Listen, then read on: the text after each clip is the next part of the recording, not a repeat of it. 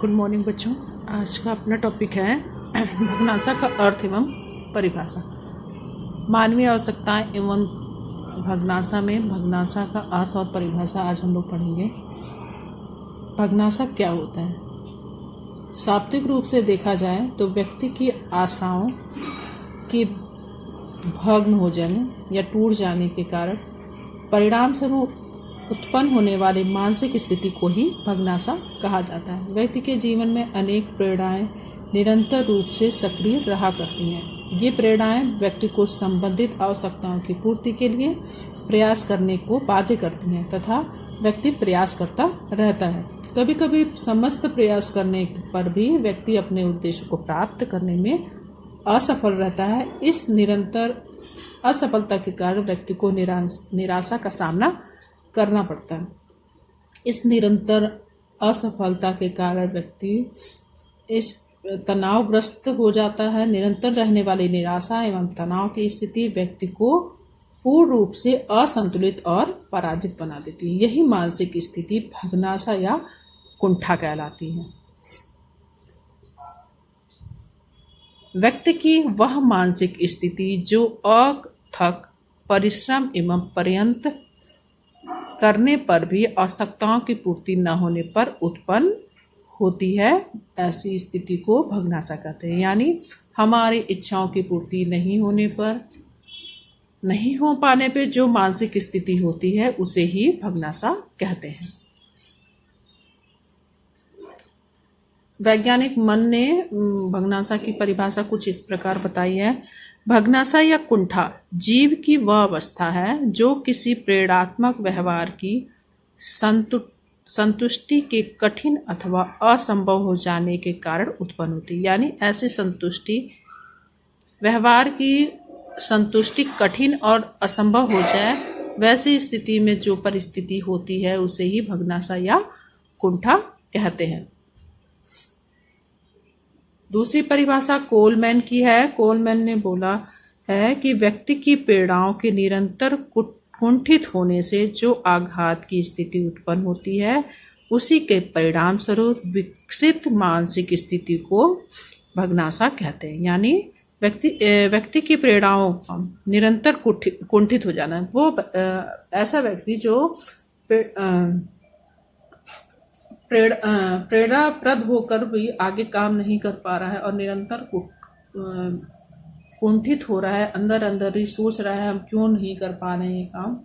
जो आघात की स्थिति उत्पन्न होती है, जो वह मतलब मानसिक आघात की स्थिति उत्पन्न होती है, उसी के परिणाम स्वरूप विकसित मानसिक स्थिति मतलब उसके सोचने के मतलब आवश्यकताओं या प्रेरणाओं को पूर्ति न होने के बाद जो मानसिक स्थिति होती है उसे ही भगनासा कहते हैं।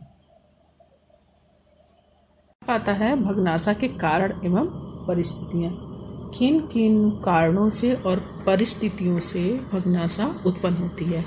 इसमें पहला है वस्तु द्वारा बाधा उत्पन्न होना। अनेक बार वस्तु विशेष द्वारा भगनासा की स्थिति उत्पन्न होती है।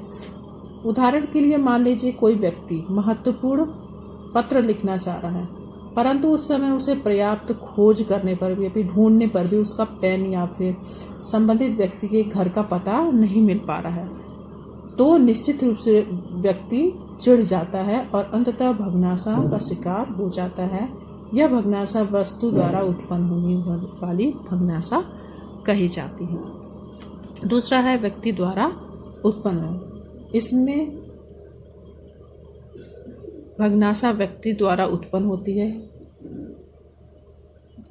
जैसे मान लीजिए आप किसी चुनाव के लिए खड़े हो रहे हैं, विजय प्राप्त करना चाहते हैं, तो बिल्कुल ये इच्छा होगी कि दूसरे व्यक्ति के मन में उत्पन्न हो सकती है। यानी आपके भी मन में जीतने की इच्छा है और आपके विपक्षी दल को भी जीतने की इच्छा उत्पन्न होती है और परिणाम स्वरूप दोनों पक्ष बन जाते हैं। दूसरे व्यक्ति के द्वारा हमारे मार्ग में उत्पन्न बाधा हमें निराश करती है। यानी जीतेगा तो कोई एक ही जीतेगा, या तो वो व्यक्ति जीते या फिर आप।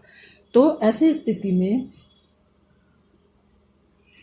दूसरे व्यक्ति द्वारा हमारे मार्ग में उत्पन्न बाधा हमें निराश करती। कभी कभी ऐसा भी होता है कि हम स्वयं किसी इच्छा की पूर्ति या अंधविश्वास या फिर किसी दूसरे के कहने पर नहीं कर पाते, इस प्रकार निराश होकर रह जाते हैं। या फिर जैसे चुनाव में दूसरा व्यक्ति जीत गया, आप हार गए, तो उस समय उत्पन्न स्थिति को व्यक्ति द्वारा बाधा उत्पन्न स्थिति या भग्नाशा की स्थिति कही जाती है।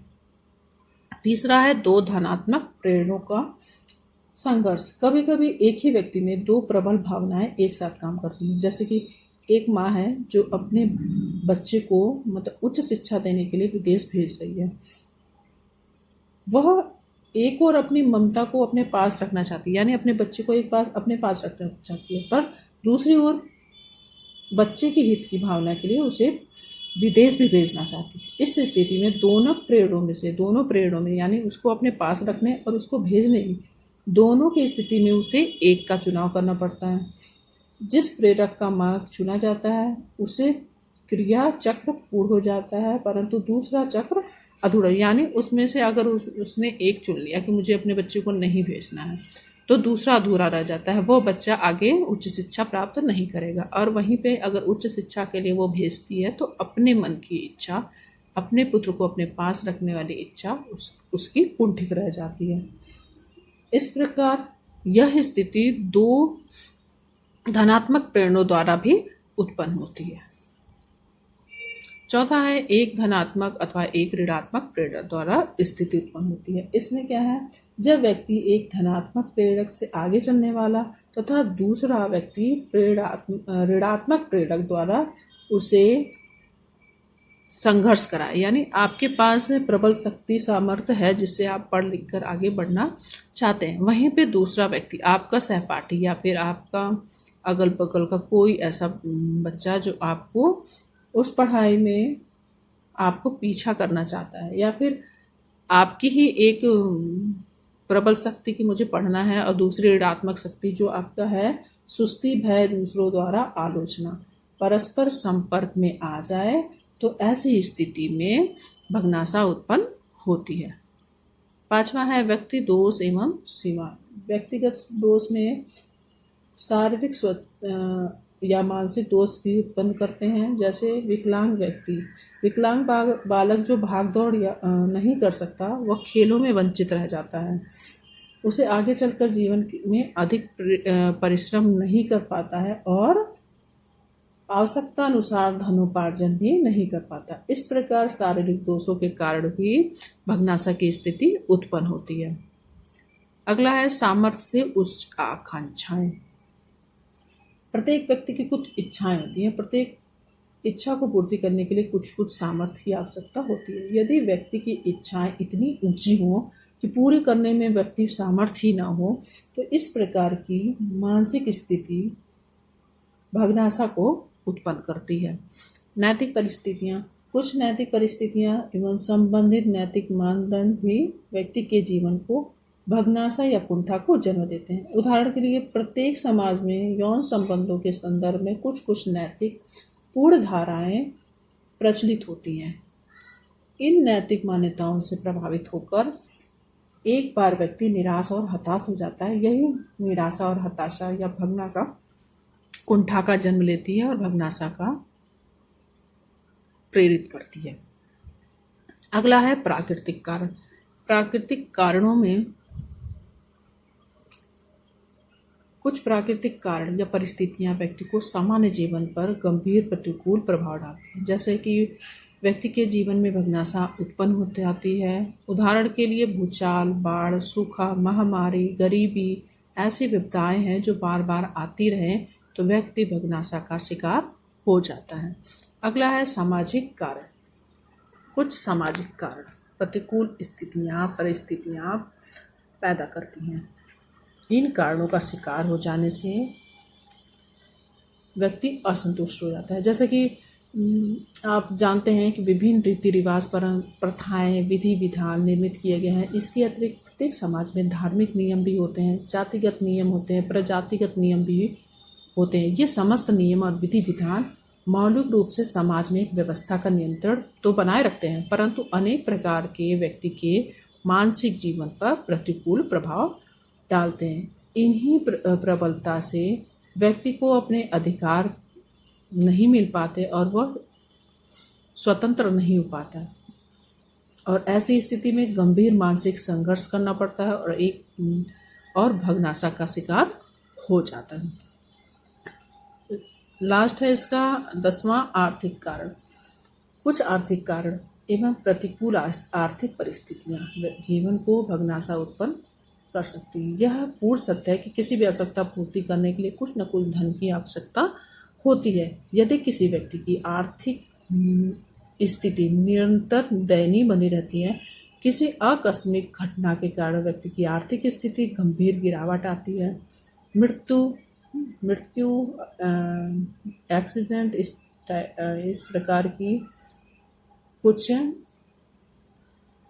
स्थितियां बनती हैं जिसके कारण उसकी आर्थिक स्थिति में गिरावट आती है, तो इस परिवर्तन के परिणाम स्वरूप व्यक्ति को संघर्ष की शिकार होना पड़ता है। इस प्रकार प्रबल संघर्ष के परिणाम स्वरूप उसे मानसिक स्थिति यानी मानसिक स्थिति में प्रबल